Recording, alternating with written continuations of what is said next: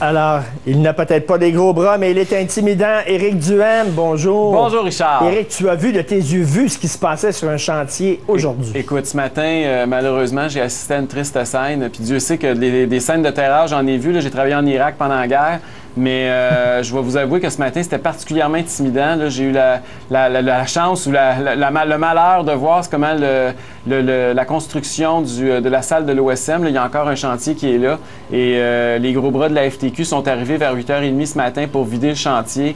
Je peux te dire que c'est assez intimidant, merci. Tu les vois arriver avec le gros chandail noir, le gros manteau, puis ils se mettent autour du gars qui descend de son échafaudage ou de son escabeau, qui range ses outils, qui prend sa boîte à lunch, puis qui rentre chez eux. Il n'a pas le droit de travailler au Québec, lui, là, parce qu'il est intimidé par des gros bras qui risquent de tout casser. Ces gars-là ils ressemblent physiquement, là, puis la façon dont ils s'habillent, ils ressemblent à des Hells Angels. Oui, mais oui, c'est un peu ça, ou des Mohawks, ou ils ressemblent à des criminels. Et en fait, c'est illégal. Ce qu'ils font, c'est totalement illégal. Puis ce qui est absolument ahurissant, moi, il y avait 10 autos de police autour du chantier quand c'est arrivé. Les policiers les regardent faire, n'agissent pas. Et ça, c'est comme Richard, c'est un bandit rentre chez vous, il est en train de te voler ta TV, tu cries. La police est là, puis elle vous regarde, puis sa seule préoccupation, c'est qu'il n'y ait pas de bataille, puis que ça se fasse dans la non-violence. Ben oui, Éric, il me semble qu'en plus, ils sont masqués, on les voit. Ça me rappelle la crise d'été indien, la crise d'Oka.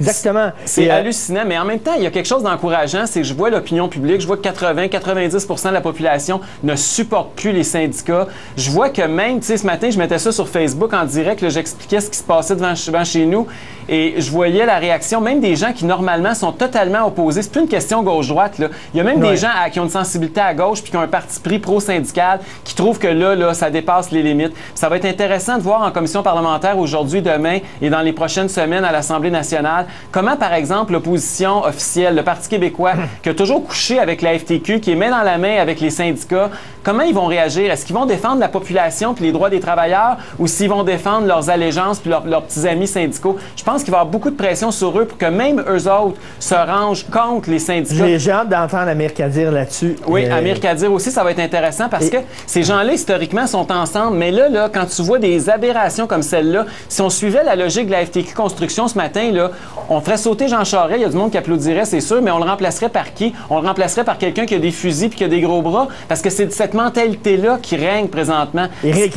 mettons, toi, tu veux travailler, OK, ça te tente de travailler, tu as une famille à faire vivre, il y a des goons qui débarquent, qui t'intimident en disant « il faut que tu arrêtes de travailler ». Là, tu regardes les policiers qui sont là. Le droit au travail, il me semble que c'est important. Il me semble que c'est protégé, le droit au travail. Tu regardes les policiers, puis ils font rien. Ça n'existe pas dans ce cas-ci. Ils ne font strictement rien parce qu'ils ont reçu ordre de rien faire. C'est pas parce que ça ne le tente pas, je peux te le jurer.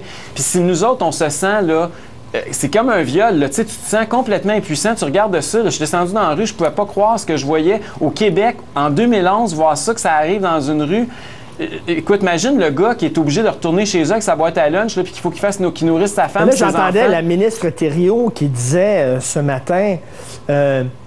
qui disait, ben oui, mais là, si la police s'en mêle, ça va dégénérer, puis ça va Donc, être... on va se laisser terroriser. Donc, on va les laisser gagner. Donc, reculons, enlevons le projet de loi, puis laissons-les mener le Québec. Tassez-vous, puis laissez la FTQ continuer à gérer le Québec. Élisons le président, Michel Arsenault, premier ministre du Québec, puis laissons-le tout décider, lui puis sa gang de goons, puis c'est pas lui qui décide, c'est spontané. Ben oui, c'est spontané. Il l'a dit à Jean-François Guérin. Jean-François Guérin, il a dit... On a tous des poignets dans le dos. Donnez le mot d'ordre à vos troupes de rentrer au travail. J'aimerais ça, mais c'est pas moi, ils m'écoutent pas. Je peux pas les prendre chacun par la main. C'est ça, écoute, ça tient pas debout de son histoire. Il n'y a personne qui le croit. Puis il est où le président de la FTQ Construction? Puis il est où le président de l'International, le syndicat? On les voit pas, hein? Ils se cachent parce qu'ils n'ont aucun argument à faire pour se battre avec des arguments. Ils veulent juste se battre avec le gros bras.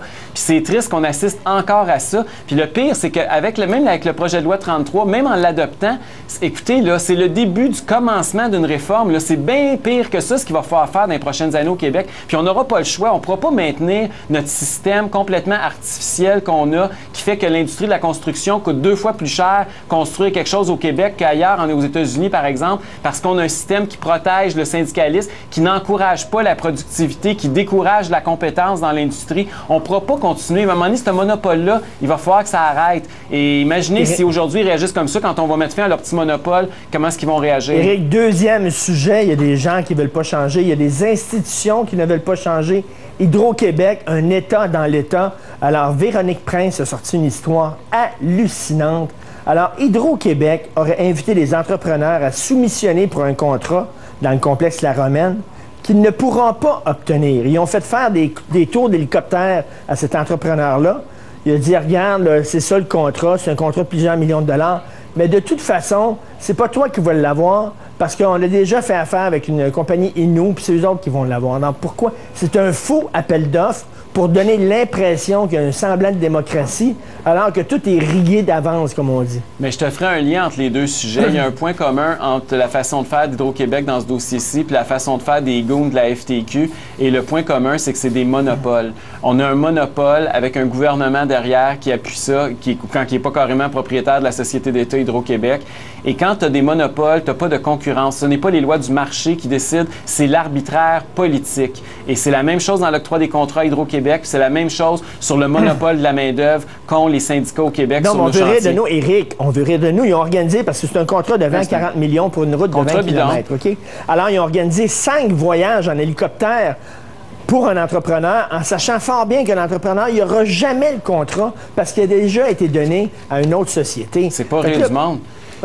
C'est juste pour montrer qu'effectivement, regardez comment est-ce qu'on est bon. On a même amené toutes sortes de la concurrence, puis on a pris pour avoir une façade puis une apparence, parce que c'est pas important la réalité. Il n'y a pas une compagnie dans le secteur privé qui agirait en concurrence, qui pourrait agir comme ça très longtemps. Elle ferait faillite au bout de 6 mois. Mais malheureusement, Hydro-Québec ne peut pas faire faillite parce qu'en tant que client, on est obligé de faire affaire avec eux si on va avoir de l'électricité au Québec. Ils ont le monopole et ils en abusent. Comme ils en abusent, on pourrait prendre plein d'autres exemples. La mauvaise gestion d'Hydro-Québec, c'est pas la première bourde qu'on peut lire dans les journaux puis qu'on peut écouter à la télé, là. Mais c'est toujours le même problème. Hydro-Québec, c'est comme un peu Radio-Canada. Oui. C'est-à-dire une institution qui dit, nous, on n'a pas de compte à vous rendre à vous autres. Non. On a des comptes à rendre au gouvernement, mais aux contribuables, on n'a pas de compte à rendre. Puis encore, au gouvernement, ils n'ont pas tant de comptes à rendre que ça. Là. Qui va se faire taper ses doigts? Qui va perdre sa job? J'aimerais ça. Moi, je voudrais savoir qui est en train de faire ses boîtes dans le tour d'Hydro-Québec qu'on voit à l'écran présentement. Là. Qui va sortir aujourd'hui avec ses boîtes et va s'être fait mettre à la porte pour avoir abusé des fonds publics de cette façon-là? Abuser des fonds, on dit que tout coûte plus cher au Québec. Alors, ils ont demandé à l'autre entrepreneur qui n'aura pas le contrat de faire une soumission pour la forme. Et là, ils ont dit, on va te compenser, on va te donner de l'argent parce que, tu as fait tout ça, tu as fait tous ces efforts-là en sachant fort bien que tu n'auras pas de contrat. Fait qu'on va te compenser. Attends une minute, là, on est en train de payer pour que tout le monde fasse semblant. C'est du cinéma. Ça, cette affaire-là? Ils payent pour des acteurs. C'est carrément des figurants qu'on paye. On paye des entrepreneurs pour être des figurants dans des fausses soumissions publiques parce qu'on a déjà donné le contrat à quelqu'un d'autre. C'est du grand cinéma. Ça devrait être une subvention à la culture, ce qui se passe à Hydro-Québec présentement. Rapidement, très rapidement, on a 1 minute et demie, Éric. En Tunisie, les islamistes ont remporté les élections. Qu'est-ce qu'on fait avec des gens qui se foutent de la démocratie, qui se présentent dans une élection? Est-ce qu'on devrait dire le peuple a parlé, puis c'est eux autres qui gagnent, puis c'est ça qui est ça? Bien, il faut se rappeler que tout ça a commencé par un printemps arabe qui est en train de se transformer en hiver islamiste dans le nord de l'Afrique. Et malheureusement, effectivement, c'est à se demander qu'est-ce qu'on fait avec des islamistes qui démocratiquement gagnent des élections, mais qui ont un agenda antidémocratique et qui veulent imposer un régime totalitaire avec la charia comme loi fondamentale, pour qui la loi fondamentale, c'est le Coran, c'est pas les institutions démocratiques. Donc, c'est un sérieux problème, un peu comme ce qu'on voit, par exemple, à Gaza, en Palestine. Mais, écoutez, là, c'est pas nécessairement surprenant. Là, moi, personnellement, là, pour avoir travaillé dans cette région-là du monde quelques années, je ne suis pas nécessairement surpris. Puis je suis pas surpris de voir que la charia vient d'être appliquée en Libye cette semaine. Puis je serais pas surpris non plus que les frères musulmans mettent la main sur l'Égypte dans quelques semaines aussi. OK, fait que tous ces pays-là, ils ont changé 4,30 sous pour une pièce. Ben moi, je pense qu'ils ont peut-être changé pour pire, en fait. Parce que, écoutez, là, regardez ce qui se passe en Libye. Il n'y en avait pas de charia, là. Les femmes en Libye, cette semaine, ils ont reculé, ils n'ont pas avancé, là.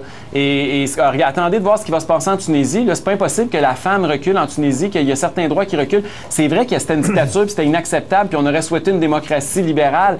Mais il ne faut pas penser que l'islamisme radical, c'est une forme de démocratie alternative. Rapidement, Éric, j'ai relu des textes, entre autres de François Brousseau dans Le Devoir, qui dit « Faites-vous-en pas le printemps arabe, c'est fantastique. » Les islamistes, là, c'est fini. Oui, on s'est fait dire ça pendant le printemps arabe tout le long. Pendant des mois, on nous a chanté ça, alors qu'en arrière, les islamistes, ils salivaient puis attendaient juste que ça tombe. C'est vrai que la façade de ce qu'on a vu des printemps arabes, c'était des activistes, c'était des jeunes, c'était des gens qui croyaient à la démocratie. Mais sauf que ce qui s'est passé en réalité, c'est que ceux qui ont ramassé ça, une fois que le régime qui est en place est tombé, c'est les islamistes. On vient de le voir aujourd'hui en Tunisie. Merci beaucoup, Éric. Merci, Richard. Toujours intéressant. On se reparle de